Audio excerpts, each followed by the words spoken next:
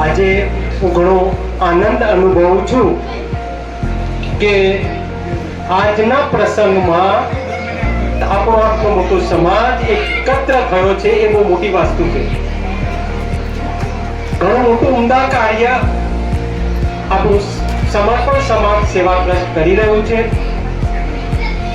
એને ઘણું સરાહનીય ગણું છું.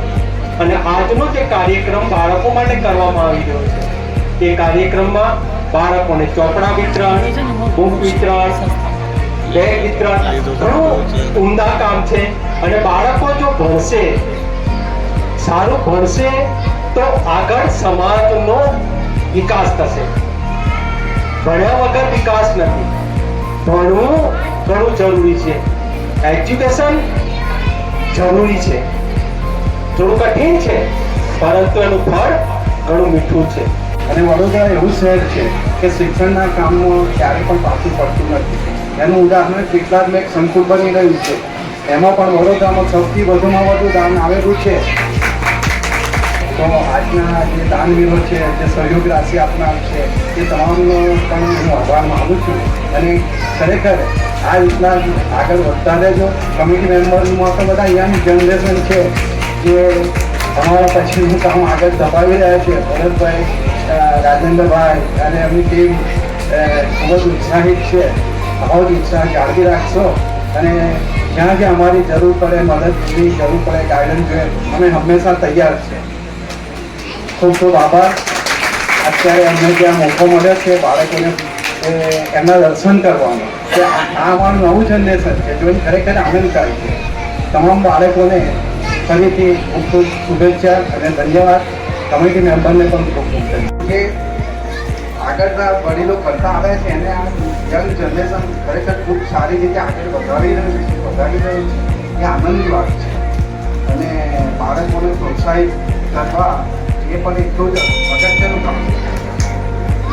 કે સ્ટેજ ઉપર એ વસ્તુઓ જોઈ છે, જોઈને લાગે છે કે કમિટી મેમ્બરે જેમ ઘરમાં વડીલ દરેકને સાચવે એમ દરેકને સાચવવાની કોશિશ કરી છે. ધોરણ 1 તમે જ્યારે ઘરમાં લઈ જશો, મૂકશો તો તમારા માતા પિતાને તો જેટલો આનંદ થશે તેટલો જ આનંદ તમારા મિત્રોને પણ થશે. અને એમાંથી પ્રેરણા લઈ અને એ પોતે પણ વિચારશે કે આમ સારી રીતે ભણવાથી આવું આપણને મળે છે. આ એક તમારું પ્રથમ પગથિયું છે. આથી આગળ વધવાનું છે અને જીવનમાં ખૂબ ખૂબ આગળ વધો એવી અમારી શુભેચ્છા છે. આજના સમારોહના અધ્યક્ષ શ્રી, મંચસ્થ મહાનુભાવો, સમાજના વડીલો, આ સમાજ સમર્પણ માનવ સેવા સમાજના સર્વ કાર્યકર્તાઓ, માતાઓ, બહેનો અને આજના પ્રસંગના આ તેજસ્વી તારલાઓ સર્વને મારા ખૂબ ખૂબ અભિનંદન છે. મને આજે આ મંચસ્થ પરથી બોલવાનો જે મોકો મળ્યો એના માટે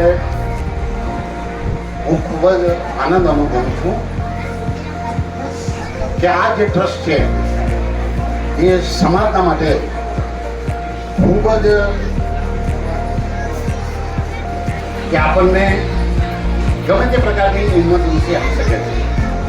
સામાજિક કોઈ મેડિકલ હોય, ઇમરજન્સી હોય તો આ ટ્રસ્ટ તરફથી આપણને લોન રૂપે તાત્કાલિક સહાય મળે છે. જેનાથી આપણને બે ફાયદા થાય છે. એક તો કોઈની સામે હાથ લંબાવવાની જરૂર રહેતી નથી અને બીજું કે આપણે વ્યાજખોરોના તો એમાંથી બચી જઈએ છીએ, જે આપણે પાછળથી સરળ અર્થે ભરપાઈ કરી શકીએ છીએ.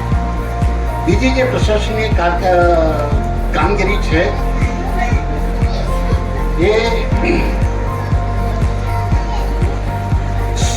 શિક્ષણ, જે બાળકો શિક્ષણ લઈ રહ્યા છે એમને એમની કારકિર્દી ઘડવા માટે શું માર્ગદર્શન જોઈએ?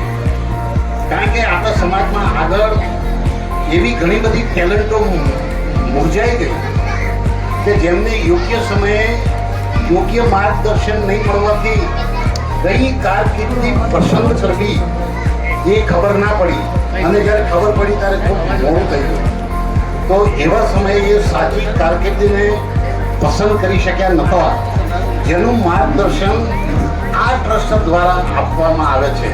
એનાથી આપણા જે બાળકો છે એમને ખરેખર કઈ કારકિર્દીમાં પોતે જવું જોઈએ એનું સચોટ માર્ગદર્શન મળે છે. એના માટે હું ખૂબ આભાર માનું છું. બરાબર, ઘણા બધા મહાનુભાવો છે અને સમય થોડો છે, એટલે ખાલી આપણા બાળકોને હું અભિનંદન આપું છું અને આગળ વધો. બીજું, અમારી કોઈ પણ જાત અમે સમાજ સાથે સંકળાયેલા છીએ. તમે કોઈ પણ જાતની એ વગર અમારી પાસે આવી અને રાષ્ટ્રપતિ એક પ્રમુખ તરીકે આપ સૌને આવકારું છું અને ધન્યવાદ પાઠવું છું. જે બાળકો આવ્યા છે એમને અમારું આ કાર્યક્રમની શોભા વધારી છે એ બદલ પણ એમને અભિનંદન આપું છું. હવે ટ્રસ્ટની થોડીક વાત કરી લઈએ કે આ ટ્રસ્ટની સ્થાપના 1/1/2022 રોજ કરવામાં આવી. ફક્ત 9 સભ્યોથી શરૂઆત કરીને અત્યારે ખૂબ સારા સભ્યો થઈ ગયા છે. ટ્રસ્ટની જે માહિતી હતી એ શ્રી પીપી વાઘેલા સાહેબે તમને એની જરૂરી વિગતો જણાવી દીધી છે, એટલે એનું પુનરાવર્તન કરતો નથી. છતાં પણ આપ સૌ જે સહકાર આપો છો એ અમને અલગ ઉર્જા આપે છે અને એના થકી અમે આવા કાર્યક્રમ યોજી રહ્યા છે. હવે નિઃશુલ્ક મેડિકલ ચેકઅપ કાર્યક્રમ રાખ્યો હતો, એ મંદિર ખાતે જ રાખ્યો હતો, એમાં પણ સારો પ્રતિસાદ મળ્યો. અને આ વખતે નવો પ્રયોગ કર્યો મેં કે તેજસ્વી કારલાનો સન્માન સમારોહ, એમાં પણ ખૂબ જ સારો એવો પ્રતિસાદ મળ્યો છે. હવે આપણા સમાજમાં યુનિટી ધીરે ધીરે વધી રહી છે, જેનો એક આનંદ છે. પણ એના માટે અમારે દોડવું પડે છે અને નિસંકોચ અમે સામાજિક સેવામાં ક્યારેય પાછા પડતા નથી. શ્રી રજનીકાંત સાહેબે અમારો ઉત્સાહ વધાર્યો છે, તો એક આનંદની વાત છે. હવે અમે આ શૈક્ષણિક કાર્યક્રમમાં પણ આગળ વધારીશું. આ વર્ષે પણ પુસ્તક વિતરણનો અને ટ્રોફી તેજસ્વી તારલાઓને આપવાનો આ અમારો એક નવો પ્રયત્ન છે અને એમાં બધા તરફથી જે સાથ સહકાર મળે છે, બાળકો જે મોટી સંખ્યામાં ખૂબ જ હાજર રહ્યા છે, એ બધાનો ખૂબ આભાર.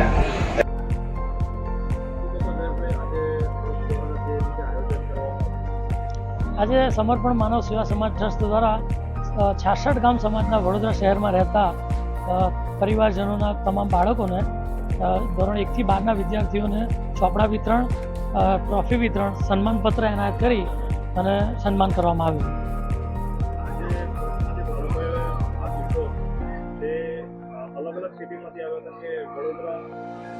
ના, 66 ગામ સમાજના વડોદરા શહેરમાં જેટલા પણ બાળકો રહે છે તે બાળકો પૂરતો આ પ્રોગ્રામ હતો.